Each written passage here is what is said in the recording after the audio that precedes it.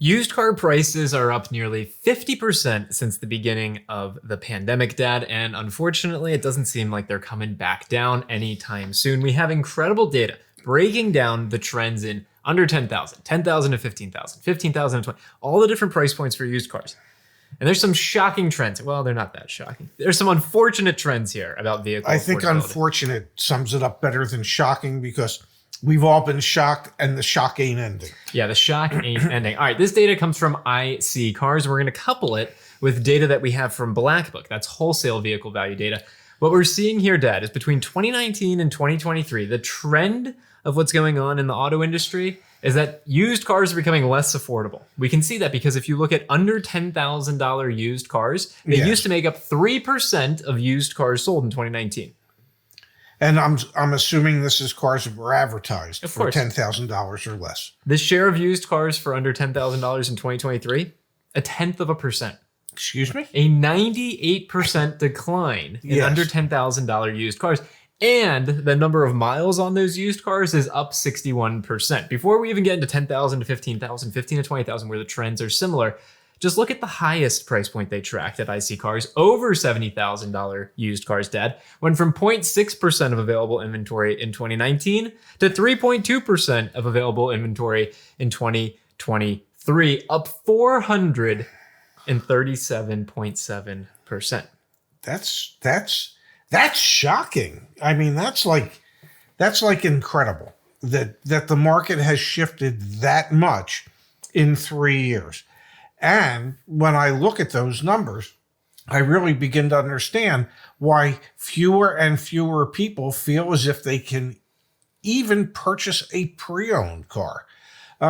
Because when I think of affordability, I think of $40,000 and less. And the vast majority of the vehicles are still over that price-wise, and it's just incredible. Vast majority is absolutely right, Dad. The three segments where we saw a negative change, so a decrease in the share of used cars for sale at that price point, $10,000 and less is down 98% in 4 years. Wow. $10,000 to $15,000 used cars, they are down 92.6% over that period of time, and $15,000 to $20,000 used cars are down 58.9, call it 59%. And they previously made up, Dad. Let's do the math. Wait. Before they look at how the mileage has changed. What used to be the average mileage on a $10,000 to $15,000 car was 48,000 miles. Today, it's nearly 85,000. On $15,000 to $20,000 cars, the average mileage used to be 37,000. Today, it's 60,000. That's just the amount of miles, more miles than there.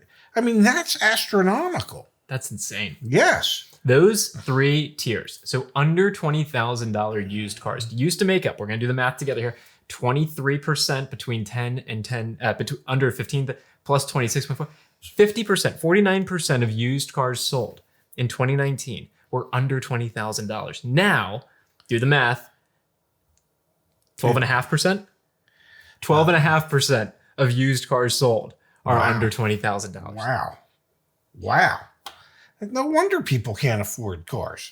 Then you look at the other segments. Let's jump back to, we were doing over 70,000, up 437.7%, 65 to 70,000, up 479%, 60 to 65,000, up 332%, 55 to 60,000, up 200. I mean, these numbers, Dad, the largest share of used cars now is in the $20,000 to $25,000 price point. It used to be 17.8%. Now it's 19.5%. After that, 18.2% in the $25,000 to $30,000 price range. Look at the $30,000 to $35,000 price point. That it's up nearly 100%, 84% year over year from 7.6, from 2019 to 2023, 7.6 to 14%. You have in the 35 to 40,000, your last band of these are affordable. Yes. Up 160%. So sure, you have more affordable used cars, but at the highest bracket of what that could possibly be. Yes, and at higher mileages than they used to be. Pretty remarkable stuff. Now, The price increases are not across all vehicles. I mean, actually they are across most, but I guess the point I'm trying to make is that it's different for every different type of vehicle. For example, some are impacted more than others. Thank you. That's what I was looking for. The Ram 1500, Dad. Yes. From 2019 to 2023, the average used Ram went from $27,324 to, get ready, folks, $42,881, a 57% price increase. Oh my goodness. Toyota Corolla right there, Toyota Camry, Honda Civic. Look at these numbers, Dad. They're astronomical. I mean, the how much more they are today than they were just 3 years ago. And that that is more than inflation. That is Inflation's 21%, I think, for this time period. That is like, we recognize that there's a shortage and we're going as dealers and we're going to take advantage of that. Supply and demand. Hey, if people are out there and they want to buy these cars, this is back, the reason that these prices went up so much is because the chip shortage. And also we just had recently the trimflation piece. Just did it. Topian did it. Manufacturers decided they were only going to produce the more high level trim options, which means lower price points for the same vehicle. You got to look used, but then that was jacking the prices up. And think about it. 3 years from now, these numbers are going to jump even higher because probably 60-70% of everything that's being sold is the higher trim levels. So, and higher. The new cars, you mean? Yes.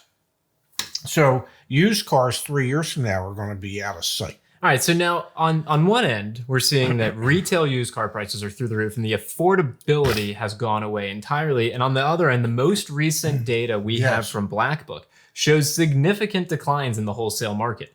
Over 1% declines week over week in wholesale used car prices. The scary thing about this, Des, we're not quite yet seeing 1% week over week declines in retail used car prices.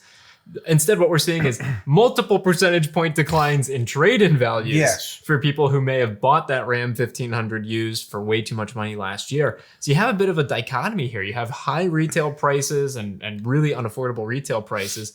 And now we're starting to see some really strong downward pressure on wholesale used car prices. I don't quite know how all these puzzle pieces come together, aside from it's actually going to make vehicles less affordable for people because they're going to have so much negative equity when they go to buy that next car. And you can look at this and you know that retail values haven't really dropped.